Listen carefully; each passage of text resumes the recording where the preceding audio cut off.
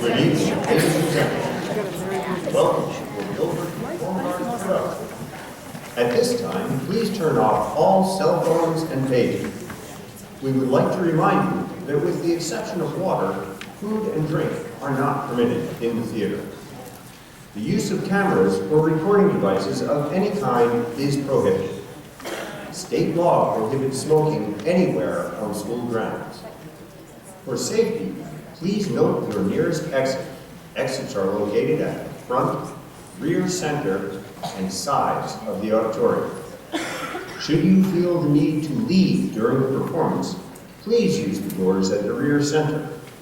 Thank you, and enjoy the show.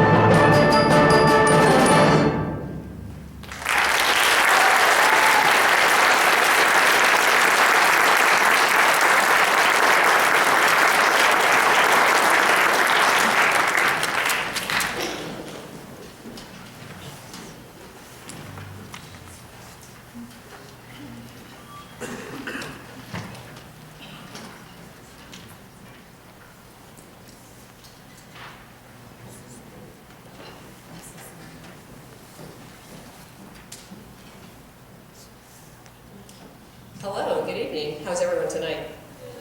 Awesome. Thank you all for coming out and supporting our lovely students here tonight at the Gilford High School Winter Concert. My name is Olivia Byron, and behind me is the High School Symphonic Band, which is made up of roughly 42 students.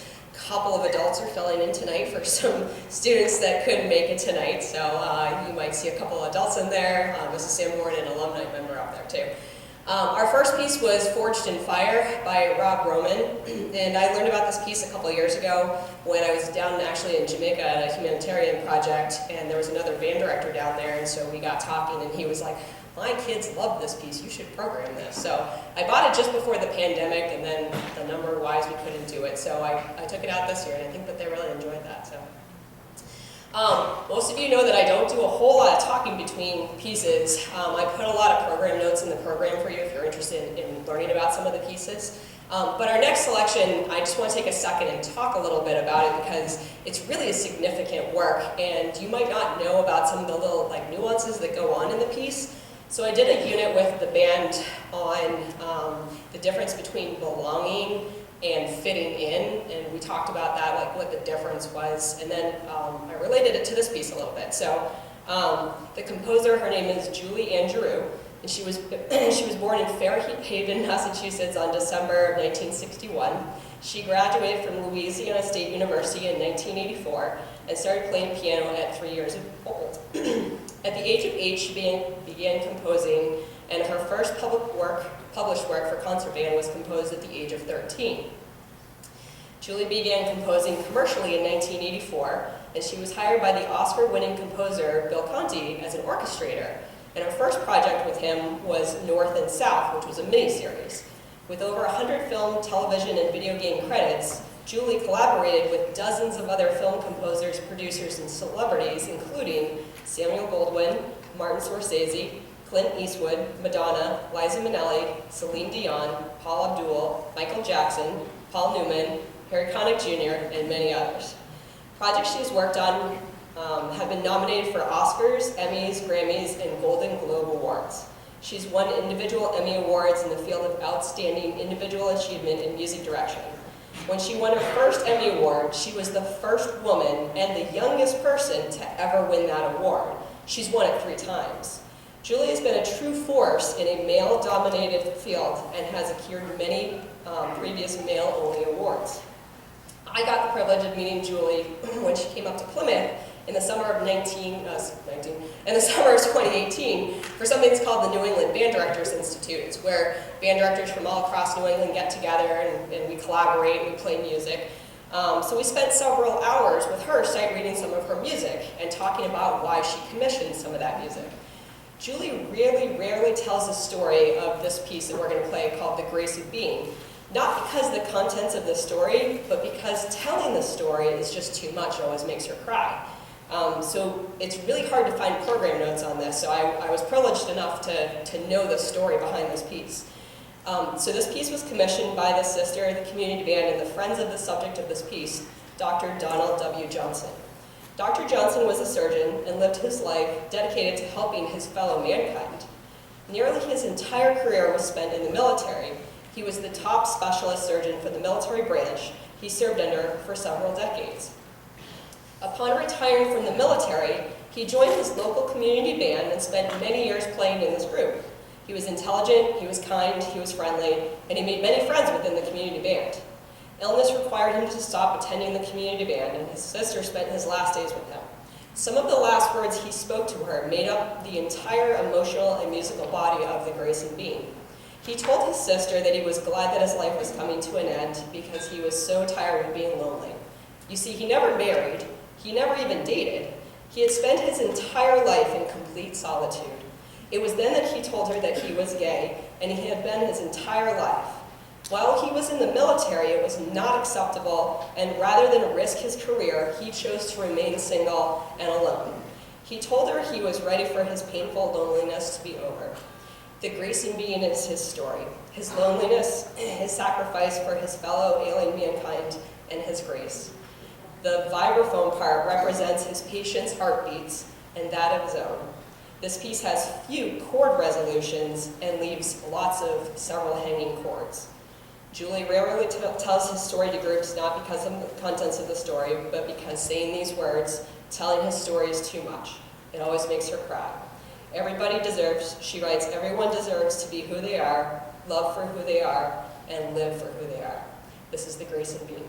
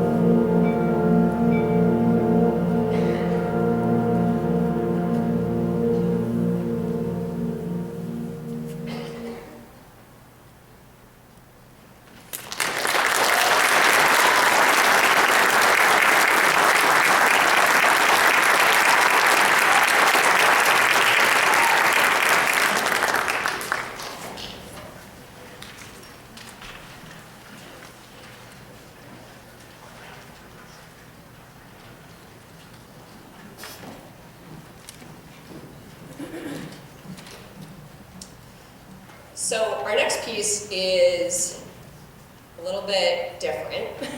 It's got some different lighting effects that were designed by Ethan Ellenson, who's a sophomore, who unfortunately couldn't be here tonight, but he's responsible for doing all of the lighting and doing some of the effects that you're going to see on stage. How many of you have seen in person the Trans-Siberian Orchestra?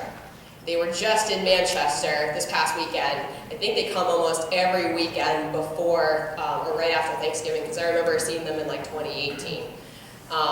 So we did this a couple years ago. I always try to include some kind of holiday piece in our performance. The band was not able to rehearse this with the lighting effects, so this is the first time they get to see this, and this is the first time I get to see this, and this is the first time you guys get to see this. So we hope you enjoy Christmas Eve, Sarajevo 1224.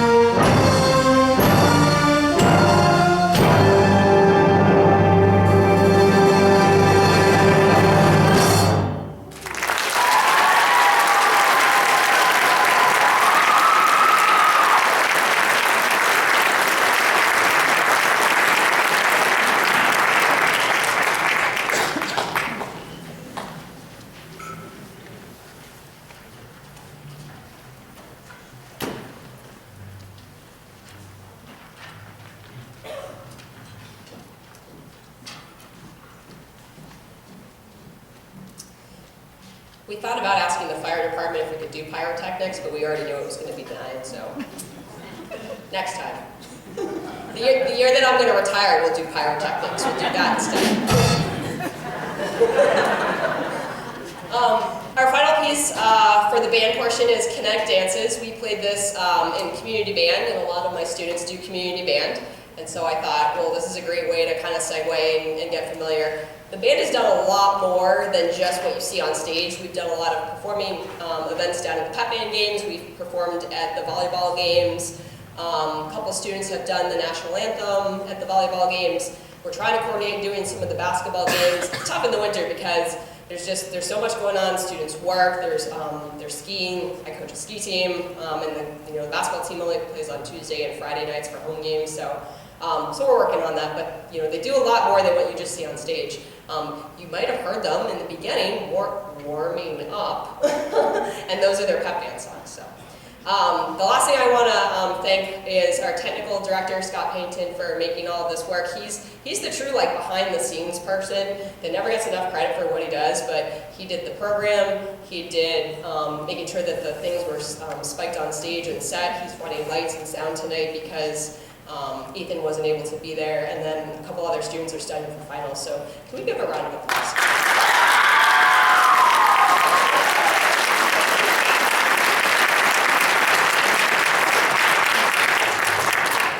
Also seen in the display case, we have the banners this year.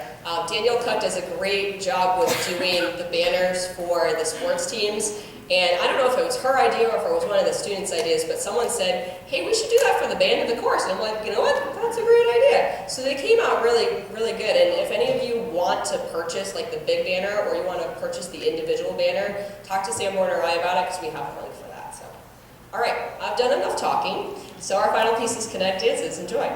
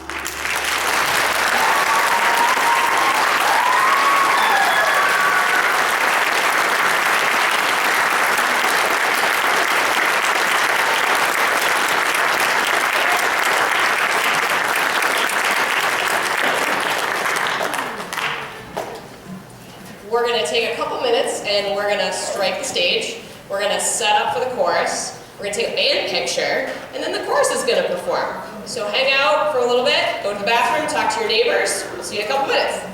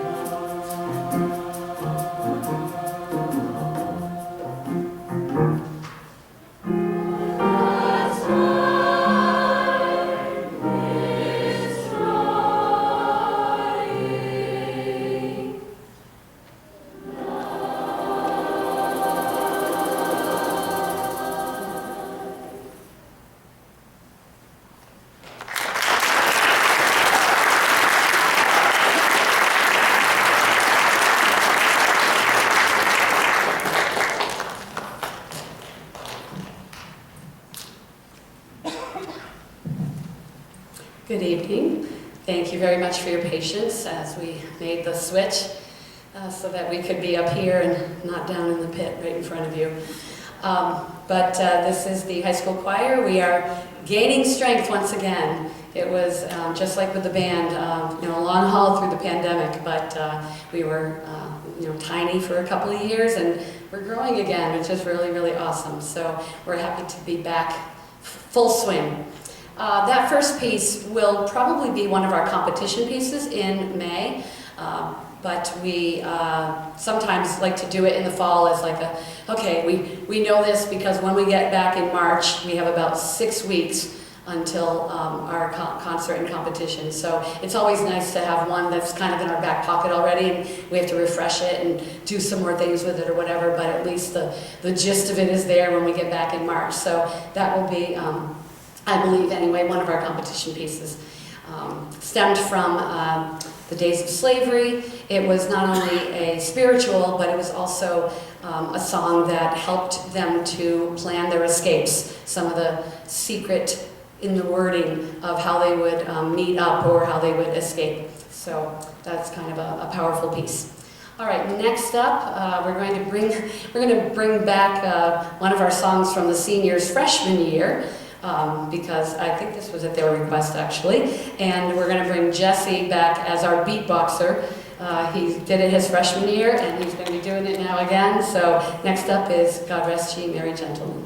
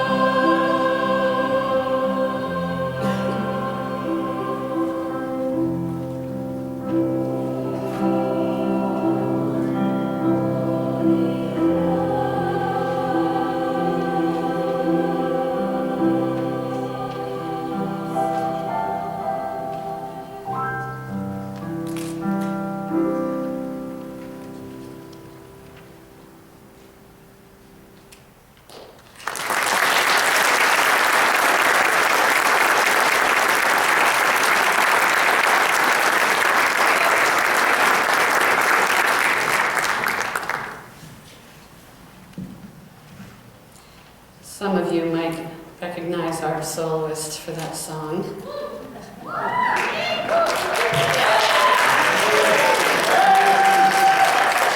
Last spring, Louis was supposed to have a solo in one of our competition pieces. And thankfully, he was better for competition and came home with a soloist award.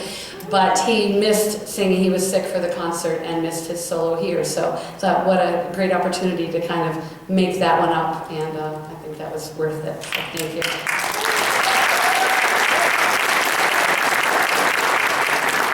So I know Libby did a lot of thank yous already. You might have noticed the beautiful gift baskets in the lobby. Thank you to our POPs parents who not only helped supply the students and the parents who helped supply the materials for those baskets, but the parents who put them together and who are out there selling the tickets. If you didn't get a chance to take a peek at them, stop by on your way out. I think they're going to be still out there, and get a raffle ticket. They will be here on Saturday all day, right outside these doors, I think, selling those raffle tickets as well, and also at our middle school concert on the 13th.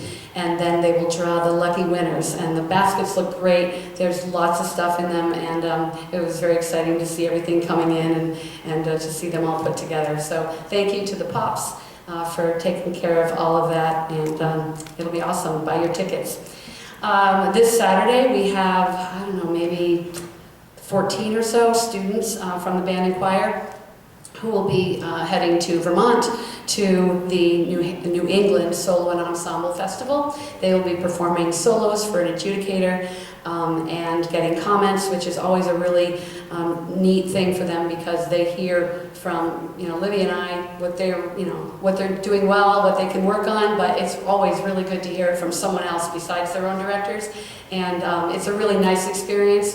The adjudicators are always very kind and helpful and just do a really nice job. So I think those kids will get a lot out of Saturday. If they come home in a couple of weeks anyway with a good enough score, when they get their scores back, then they get to participate in another festival in March, which is always really cool as well. So wish those kids luck as you leave today. They will be with me and Libby on Saturday. All day long. We make a day of it. It's really fun. And let's see, tomorrow morning's their final. They have to be here. Seniors think they're exempt, but they aren't, because we can't do our concert without our seniors. So they'll be here, right? Yeah, that's what I like to hear. Okay, and Louis especially, because, well, we could do it, but we would like him here. So that's tomorrow morning, and then I'm done with them. We're done with them till March. It's kind of sad. A little bit sad. It's a little bit good too. We need a break. Choir and band are families, but just like any family, sometimes you get a little done with each other. We'll be done tomorrow. But I'll miss them anyway, and be really excited to get them back in March. So I think that's it. Let's see, the craft fair, the middle school concert on the 13th, that'll be quite an affair too. So if you have middle schoolers, can't wait to see you for that. I think that's it. Have I forgotten anything important? Thank you to these guys. They do talk a lot, but they're amazing, amazing students, and I love all of them, so yeah. We're going to close with a fun little, actually, I don't think I've ever done this piece. I found it in our archives, and it was just really fun. So we're going to end with a little holiday cheer, jingle bells, and all that jazz. Happy holidays to all of you. Good luck on only a few of you at 5th Block Finals. The rest of you are just singing with me. And yeah, have a great one ahead, and we'll talk to you when we see you, sometime, I don't know, 3rd trimester, I guess. Thank you very much.